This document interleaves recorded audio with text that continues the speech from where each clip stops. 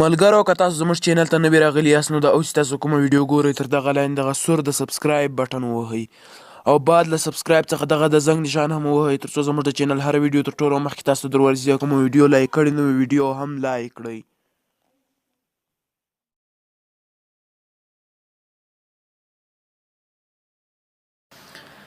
بسم الله الرحمن الرحیم الحمد لله رب العالمین وصلی الله علی محمد و آله الطیبین الطاهرین.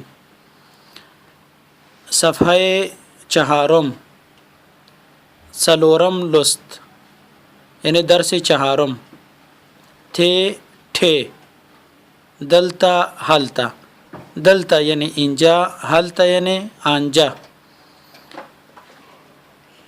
اینجا فرق بین ته و ته واضح ہے. ته بدون شدت هست و ته با شدت. در اول گفتم که ته جوری تلفظ میشه که سر زبان را با بیخ دندانهای ثنا یا سفلا که میگن یعنی دندانهای بالا به بیخ اون میرسانی برمیگردانی لفظ ته تلفظ میشه. صحیح کنید اینجوری تلفظ میشه ته با شدت هست. چوکی تلاوت ټال تبر تانا ٹانگا. تانا لفظ نون داره تانا ٹانگا این لفظ ته داره. جملاتش کوچک هست.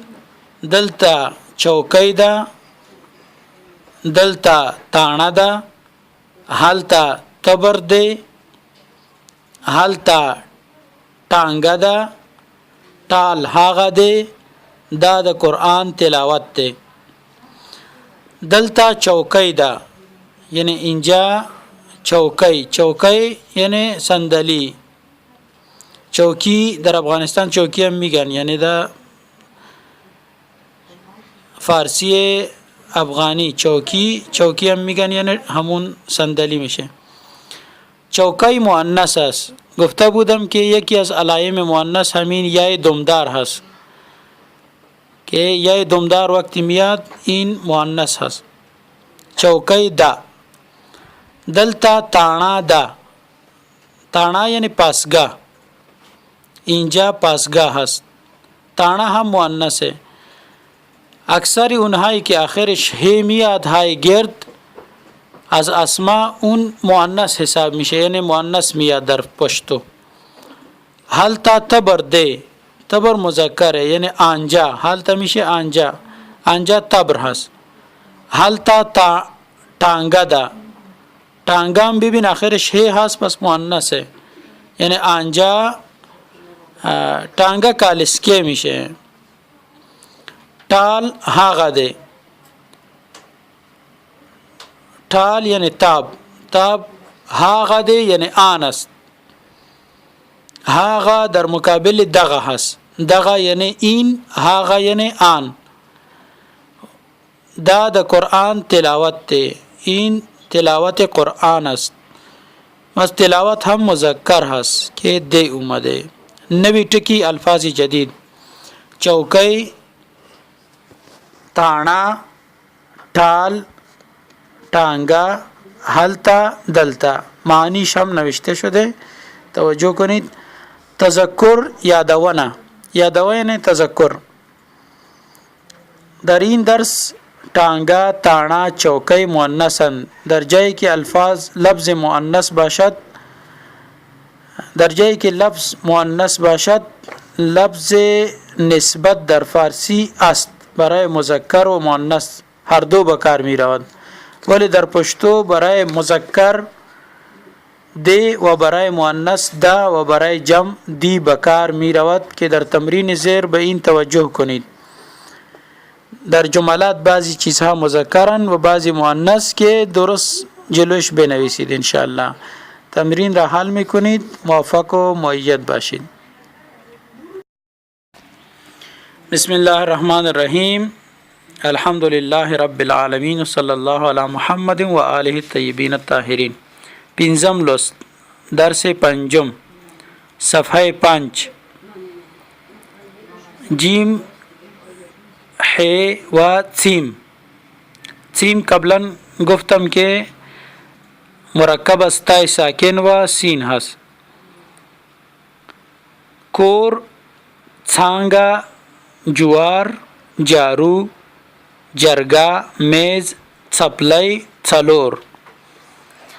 دا لویا جرگه ده، یعنی این جرگه بزرگ است. لویا جرگه که همون مجلس میشه در افغانستان. جرگه آخرش ها هست، های گرد، پس مؤنث هست، یعنی دا، نمیگیم ده بلکه دا. دا څانګه شنه ده. څانګه یعنی شاخ، شاخ درخت. شنه ده یعنی سبز است، چون څانګه مؤنث شنه هم مؤنث و آخرش هم نسبت مؤنث شده ده. هلتا جوار دی. جوار یعنی ذرت. هلتا جوار دی. حلوا سپینه ده. حلوا سپید است.